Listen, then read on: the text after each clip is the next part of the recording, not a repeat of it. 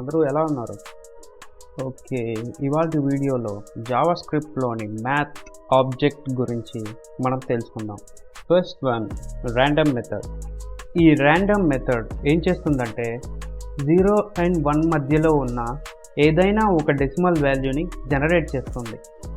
ఈ మెథడ్ని మోస్ట్లీ చాలా web అప్లికేషన్స్లో use చేస్తాము. దీని యూసేజ్ గురించి తెలుసుకునే ముందు మనం దీని అవుట్పుట్ ఎలా ఉంటుందనేది చూద్దాం. ఇక్కడ console.log యూజ్ చేసి నేను దీని అవుట్పుట్ని ప్రింట్ చేశాను. ఇక్కడ మీరు చూసుకున్నట్టయితే డెసిమల్ పాయింట్ తర్వాత చాలా వాల్యూస్ అయితే ఉన్నాయి.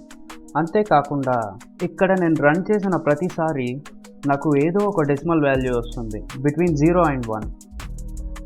ఫర్ సపోజ్ మనం ఇక్కడ ఉన్న కోడ్ని కాపీ చేసి మళ్ళీ పేస్ట్ చేసినప్పుడు మనకి 2 డిఫరెంట్ వాల్యూసే వస్తాయి, కానీ same values Rao. That is the magic of random method. Next, మన దగ్గర ఉన్న డెసిమల్ వాల్యూస్ని నార్మల్ నంబర్స్కి కన్వర్ట్ చేయడానికి మనం 2 మెథడ్స్ యూస్ చేస్తాం.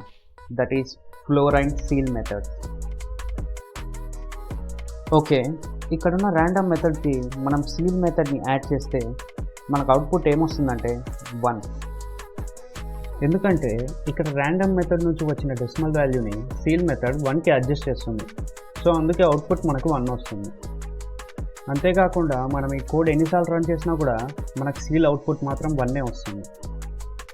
నెక్స్ట్, ఈ కోడ్లో మనం ఫ్లోర్ మెథడ్ని యాడ్ చేస్తే అవుట్పుట్ ఏమొస్తుందంటే 0. ఇక్కడ ఫ్లోర్ మోడల్ సింపుల్గా ర్యాండమ్ నుంచి వచ్చిన డెసిమల్ వాల్యూని 0కి అడ్జస్ట్ చేస్తుంది.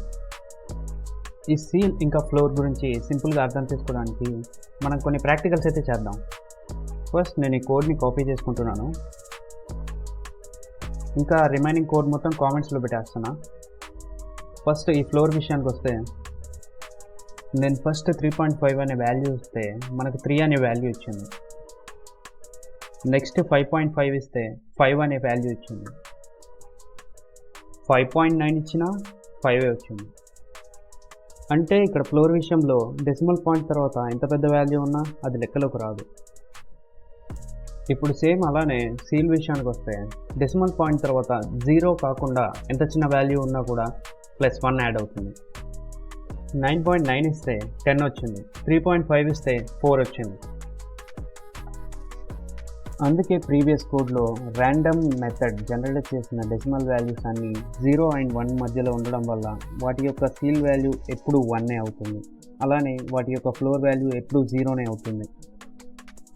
ఓకే, ఇప్పటి వరకు నేర్చుకున్న ఈ 3 మోడల్స్ని బేస్ చేసుకొని చేసిన ఒక చిన్న వెబ్ అప్లికేషన్ ఇది. అండ్ ఈ అప్లికేషన్ చాలా simple. Just 5 lines of JavaScript code use చేసి చేసాం.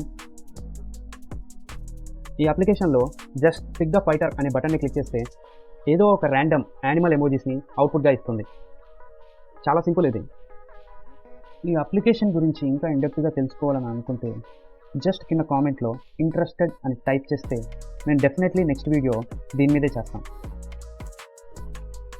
ఇప్పుడు నెక్స్ట్ వచ్చేసి SQRT అండ్ CBRT మెథడ్స్ అంటే ఏంటో తెలుసుకుందాం. ఇక్కడ SQRT అంటే స్క్వేర్ రూట్, అలానే CBRT అంటే క్యూబ్ రూట్. ఇవి ఆల్రెడీ మనకు మ్యాథ్స్లో తెలిసినవే. ఇక్కడ కొత్తగా నేర్చుకోవాల్సింది ఏం లేదు.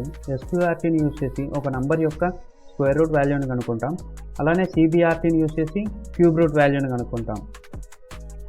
ఇక్కడ మీరు కన్సోల్లో చూసుకున్నట్టయితే మనం ఇచ్చిన ప్రతి ఒక్క నంబర్కి స్క్వేర్ రూట్ వాల్యూస్ వచ్చాయి, అలానే క్యూబ్ రూట్ వాల్యూస్ వచ్చాయి.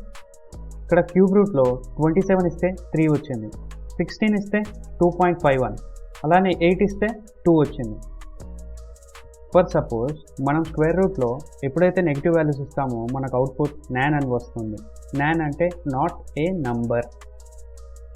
బట్ ఇక్కడ క్యూబ్ రూట్లో అలా కాదు. మనం నెగిటివ్ వాల్యూస్ ఇచ్చినప్పుడు మనకు నెగిటివ్ వాల్యూసే వస్తాయి. ఇలా ఎందుకు జరుగుతుందంటే ఇక్కడ ఎక్స్ప్రెషన్లో √-9 అంటే √9 ఇంటూ √-1గా తీసుకుంటాం.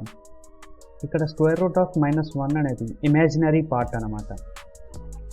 ఇమాజినరీ పార్ట్స్కి మనం వాల్యూ అస్సలు డిఫైన్ చేయలేం. అందుకే దీనికి 3i అని వచ్చింది. మనకు స్క్వేర్స్లో ఎప్పుడూ పాజిటివ్ వాల్యూస్ మాత్రమే ఉంటాయి, నెగిటివ్ వాల్యూస్ ఎగ్జిస్టెన్స్లో ఉండవు. అందుకే మనకి స్క్వేర్ రూట్స్లో నెగిటివ్ నెంబర్స్కి వాల్యూ డిఫైన్ చేయలేం. వీటినే కాంప్లెక్స్ నెంబర్స్ అంటారు. ఇవి ఇంకా జావాస్క్రిప్ట్లో రాలేదు. కానీ క్యూబ్ రూట్స్లో అలా కాదు. బోత్ పాజిటివ్ అండ్ నెగిటివ్ నెంబర్స్కి వాల్యూస్ ఎగ్జిస్టెన్స్లో ఉంటాయి. ఎందుకంటే ఇక్కడ cube root of -1 value equal to -1 కాబట్టి. అందుకే మనకి ఇక్కడ కన్సోల్లో నెగిటివ్ స్క్వేర్ వాల్యూస్ యొక్క అవుట్పుట్ నాన్ అని వచ్చింది.